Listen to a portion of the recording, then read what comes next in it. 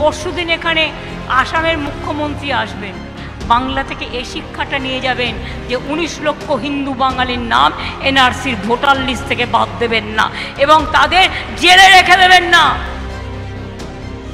দক্ষিণেশ্বর গেছেন, নতুন হবার পরে তারাপীঠ গেছেন, নতুন হওয়ার পরে ফুল্লরা গেছেন, সতীপীঠ কঙ্কালীতলা গেছেন, নন্দিকেশ্বরী গেছেন, অট্টাশ্ব গেছেন। বাংলায় কিন্তু সমস্ত সতীপীঠের সমস্ত স্থান। কাজে বাংলার গৌরব, বাংলার গৌরব, বাংলার গৌরবকে নিয়ে কেউ যদি মনে করে, আমি শুনলাম পরশুদিন এখানে আসামের মুখ্যমন্ত্রী আসবেন, আমি খুশি যে তিনি বাংলায় আসছেন। আমি আশা করি বাংলা থেকে এই শিক্ষাটা নিয়ে যাবেন যে 19 লক্ষ হিন্দু বাঙালির নাম এনআরসির ভোটার লিস্ট থেকে বাদ দেবেন না এবং তাদের জেলে রেখে দেবেন না।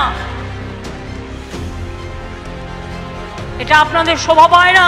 আমরা এনআরসি মানি না, কোনোদিন এনআরসি করে মানুষকে জেলে পড়তেও দেব না। আমরা স্ক্যাম মানি না, বিদেশি বানিয়ে দেবে।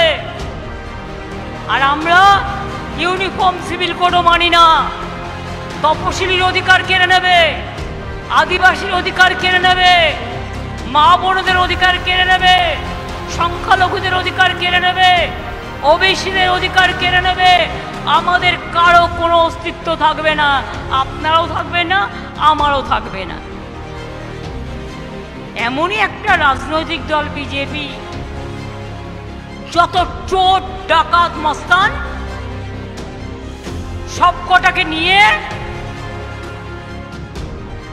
প্রধানমন্ত্রী শুধু নিচের সকালবেলায় ছবি, ঘুম থেকে উঠলে ছবি, দুপুরে ঘুমোতে গেলে ছবি, বিকালে চা খেতে গেলে ছবি, রাত্রিবেলায় ঘুমোতে গেলে ছবি, কোভিডে ইঞ্জেকশন নিলে ছবি, ওয়াশরুমে গেলেও ছবি, রিক্সায় উঠলেও ছবি, ফুচকা খেলেও ছবি।